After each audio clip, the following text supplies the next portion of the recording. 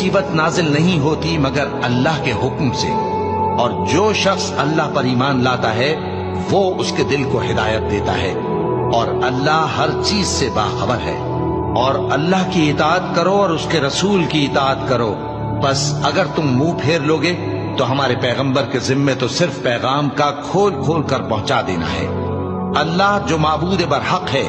اس کے سوا کوئی عبادت کے لائق نہیں، تو مومنوں کو چاہیے کہ اللہ ہی پر بھروسہ رکھیں۔ مومنوں، تمہاری بیویوں اور اولاد میں سے بعض تمہارے دشمن بھی ہیں، سو ان سے بچتے رہو، اور اگر معاف کر دو اور درگزر کرو اور بخش دو تو اللہ بھی بخشنے والا ہے، مہربان ہے۔ تمہارا مال اور تمہاری اولاد تو آزمائش ہے، اور اللہ کے ہاں بڑا اجر ہے، سو جہاں تک ہو سکے اللہ سے ڈرو اور اس کے احکام کو سنو اور اس کے فرمانبردار رہو اور اس کی راہ میں خرچ کرو، یہ تمہارے حق میں